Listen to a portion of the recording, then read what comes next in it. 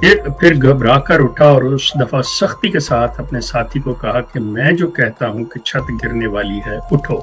अभी मेरा कदम शायद आधा बाहर और आधा दहलीज पर था कि यकलक छत गिरी।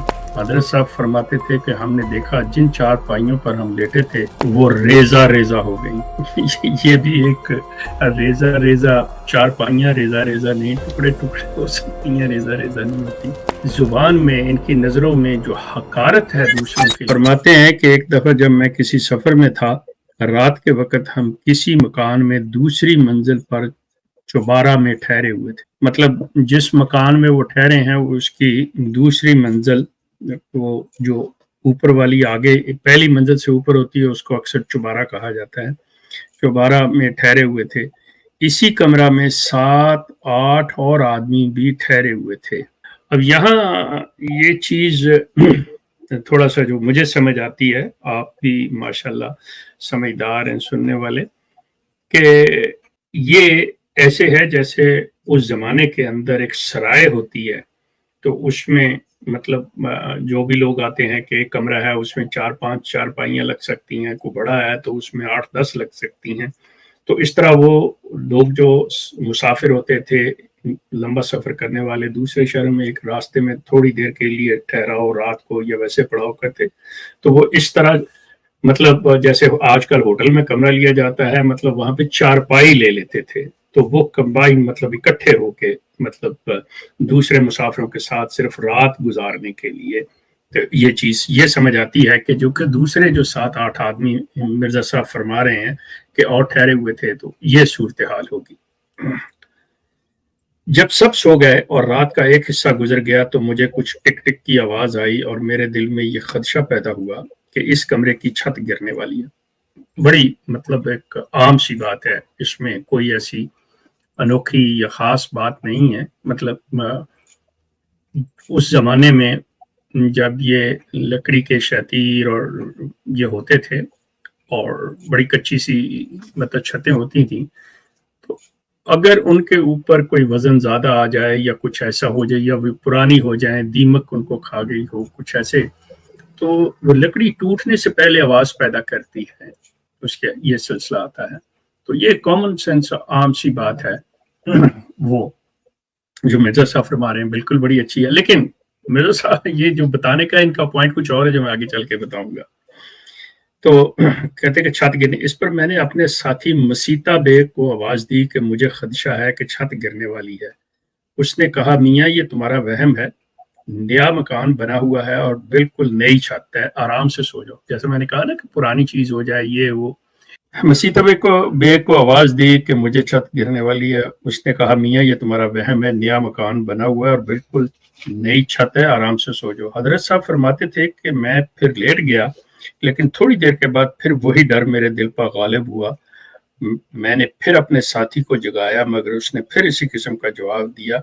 मैं फिर नाचार लेट गया मगर मेरे दिल पर शिद्दत के साथ ये ख्याल गालिब हुआ और ऐसा मालूम होता था कि गोया शायद ये टूटने वाला है।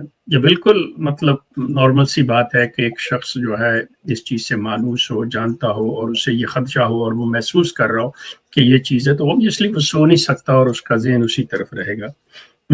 तो फिर घबरा कर उठा और उस दफा सख्ती के साथ अपने साथी को कहा कि मैं जो कहता हूँ कि छत गिरने वाली है, उठो। तो तुम उठते क्यों नहीं? इस पर नाचार वो उठा और बाकी लोगों को भी हमने जगाया। फिर मैंने सबको कहा, जल्दी बाहर निकल कर नीचे उतर चलो। दरवाजे के साथ ही सीढ़ी थी। मैं दरवाजे में खड़ा हो गया और वो सब एक एक करके निकल कर उतरते गए। जब सब निकल गए तो हजरत साहब फरमाते थे कि फिर मैंने कदम उठाया। अभी मेरा कदम शायद आधा बाहर और आधा दहलीज पर था कि यकलक छत गिरी और इस जोर से गिरी कि नीचे की छत भी साथ ही गिर गई। हजरत साहब फरमाते थे कि हमने देखा जिन चार पाइयों पर हम लेटे थे वो रेजा रेजा हो गई। ये भी एक रेजा रेजा, चार पाइयां रेजा रेजा नहीं, टुकड़े टुकड़े हो सकती हैं, रेजा रेजा नहीं होती। खाकसार ने हजरत वालदा साहिबा से दरियाफ्त किया कि मसीता बेग कौन था। अब आप ये देखें कि यहाँ पे क्योंकि मिर्जा साहब पे जो एक दफा वो कि मेरा साथी मसीता बेग اس کے بعد ساتھی ساتھی کہہ کے مطلب مخاطب ہو رہے ہیں جو مرزا صاحب کے کہہ رہے ہیں ان کو، وہ ساتھی کہ میں نے اپنے ساتھی سے کہا، ساتھی سے یہ ایسے بولا، لیکن کیا کہ والدہ صاحب نے فرمایا وہ تمہارے دادا کا ایک دور نزدیک سے رشتہ دار تھا اور کارندہ بھی تھا۔ اب اگر اس کا پہلی دفعہ انہوں نے کہا تو جب یہ کہتے ہیں مسیطہ بیگ کو آواز دی تو اس نے یہ جو کہا تھا نا، اس نے کہا میاں یہ تمہارا وہم ہے۔ اس سے ثابت ہوتا ہے ایک تو وہ عمر میں بڑا ان سے، جو اس کو کہ بھائی تم ایسی فضول بات نہیں کرو یا اس طرح نہیں کرو، تم ایسے نہیں کہو، ٹھیک ہے جانے دو، مطلب بڑی عمر کا تھا، ورنہ وہ اس لہجے میں بات نہ کرتا۔ اب اس لہجے کو کلیئر کرنے کے لیے یہ جو مرزا بشیر احمد صاحب ہیں، یہ منجلے صاحبزادے جو سیرت مہدی لکھ رہے ہیں، وہ اپنی والدہ سے تو وہ بتاتی ہیں اس کی تفصیل کہ تمہارے دادا کا دور نزدیک سے رشتہ دار تھا، سفر کے ساتھ ان کا ساتھی ہے، آنا جانا ہے، پھر اور کارندہ بھی تھا، مطلب بھئی ان کا ملازم تھا، کام کرنے والا تھا، اس طرح کا۔ آپ اگر ان چیزوں پہ، ان کے الفاظ پہ، یہاں پہ میں ایک چیز اور عرض کر دوں کہ مرزا صاحب کے والد نے جب ان کے لیے عربی اور فارسی کے استاد جو تھے وہ ان کو پڑھانے کے لیے مقرر کیے، تو مرزا صاحب نے ان کے بارے میں بھی کہ جی ہمارے باپ نے ہمارے لیے نوکر رکھا، مطلب ان کی عزت احترام جو اپنے سے بڑوں، پڑھے لکھوں استادوں کے لیے جو ہے، مطلب ان کی زبان میں، ان کی نظروں میں جو حقارت ہے دوسروں کے لیے، چاہے وہ رتبے میں کوئی بھی شخص ہو، یہ کسی بھی سیولائزڈ، کسی پڑھے لکھے، کسی مہذب انسان کا یہ رویہ نہیں ہوتا۔ اب آپ کہیں گے کہ جی چونکہ میں مرزا صاحب کو مانتا نہیں تو میں اس لیے، لیکن آپ تھوڑی دیر کے لیے غور کر لیں میری بات پہ، اگر آپ کو لگے کہ میں غلط کہہ رہا ہوں، you are most welcome to correct me, کہ کیا یہ شرفاء کے گھر کا طرز گفتگو ہوتا ہے، یہ انداز ہے ان کا؟ سوال ہی پیدا نہیں ہوتا۔ یہ وہ تکبر، یہ وہ جہلا جو ہوتے ہیں ان کا انداز ہے۔ اور معذرت کے ساتھ مرزا صاحب یہ جو باتیں لے کے چلتے ہیں کہ جی ہم پتہ نہیں کتنے گاؤں کے مالک تھے، ہم رئیسان قادیان تھے، یقین کریں کہ یہ خود 5 روپے پہ ملازم تھے کشمیر کے اندر، جس کا ذکر آگے آئے گا۔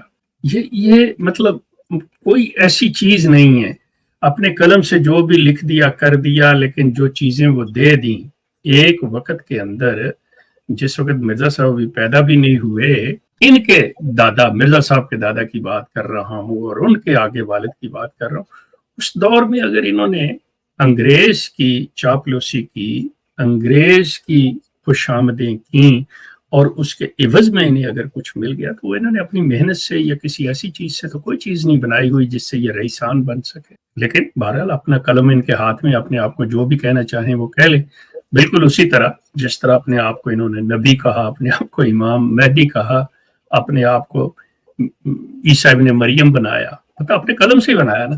یہ جو چیزیں ہیں تو انسان جو جی چاہے وہ لکھ سکتا ہے، وہ کہہ سکتا ہے۔ اچھا، اکثر عرض کرتا ہے کہ حضرت خلیفہ مسیح ثانی یعنی مرزا بشیر الدین محمود اپنے بڑے بھائی کے بارے میں کہ نے اس روایت کو ایک دفعہ اس طرح پر بیان کیا تھا کہ یہ واقعہ سیالکوٹ کا ہے، وہی جہاں سے ابتدا ہوتی ہے کہ انہیں سفر کا نہیں پتا کہ کہاں کا، ایک دفعہ کا سفر، یہ واقعہ سیالکوٹ کا ہے، جہاں عام ملازم تھے، اور یہ کہ حضرت مسیح موعود فرماتے تھے کہ اس وقت میں یہی سمجھتا تھا کہ یہ چھت بس میرے باہر نکلنے کا انتظار کر رہی ہے، اور نیز حضرت خلیفۃ المسیح ثانی نے بیان کیا کہ اس کمرہ میں اس وقت چند ہندو بھی تھے جو اس واقعہ سے حضرت صاحب کے بہت متقد ہو گئے تھے۔ اب جہاں پہ وہ کہتے ہیں، انہوں نے بتایا کہ کچھ اور لوگ بھی 7-8 ٹھہرے ہوئے تھے، اب اس کو مرزا بشیر الدین محمود صاحب ڈیفائن کر رہے ہیں، کلیئر کر رہے ہیں کہ وہ ہندو تھے، اور انہوں نے بنایا یہ جا رہا ہے سارا اس کے اندر جو سلسلہ ہے، وہ یہ بتانا چاہ رہے ہیں کہ مرزا صاحب بڑے اللہ والے تھے، اور اللہ انہیں فوری طور پہ کسی بھی ایسی چیز سے فوری آگاہ کر دیتے تھے کہ یہ نقصان ہونے والا ہے، جیسے وہ مسلمانوں میں عام یا دوسرے لوگوں میں کہتے ہیں نا کہ جی یہ ہمارے پیر بڑی کرنی والے ہیں، بڑے اللہ والے ہیں، ان کو فوراً پتہ چل جاتا ہے. مطلب they want to give the impression کہ جی مرزا صاحب ایسے تھے. سوال یہ پیدا ہوتا ہے کہ اگر وہ ایسے تھے اور موت کے کیا وہ مرزا صاحب پر ایمان لے آئے تھے؟ موت کے تو انسان وہ گلی محلے کی آپ یہ دیکھ لیں کہ بچے جو ہوتے ہیں یا جو ایک سادہ لوگ ہوتے ہیں، وہ جو ایک مداری آتا ہے جس کے ہاتھ میں ڈگڈگی ہوتی ہے، کسی کے ساتھ بندر بھی ہوتا ہے، تو وہ جو مختلف قسم کی شوبدہ بازیاں ڈرامے کر کے دکھاتا ہے تو اچھے بھلے بھی کرتے ہیں بڑی عمر کے مقصد کہ یار یہ کیسے ہے، یہ زبردست، اس نے کوئی جادو کر دکھایا ہے، یہ ہے وہ ہے. وہ اس کے ساتھ یہ نہیں ہے کہ وہ بھی ڈرامے شروع کر دیتے ہیں یا وہی اسے پیشے کو اپنا لیتے ہیں یا اس کے شاگرد بن جاتے ہیں. موت قید یا کسی کا یہ کہنا، وہ بندہ یہ کہہ سکتے ہیں کہ جی اس کا ذہن بڑا کام کرتا ہے، اس کا فہم، جی اس کو یہ چیز جو تھی آواز اس نے سنائی دیکھ لی، یہ ہم میں ہوشیار آدمی ہے. عام سی بات ہے، یہ اس میں کوئی ایسی بات نہیں جس سے یہ کیا جائے کہ یہ اللہ والا ہے، یہ کرنی والا ہے، یہ پیر ہے، اس کا کوئی غیب سے کوئی یہ علم رکھتا ہے. ایسی کوئی چیز نہیں.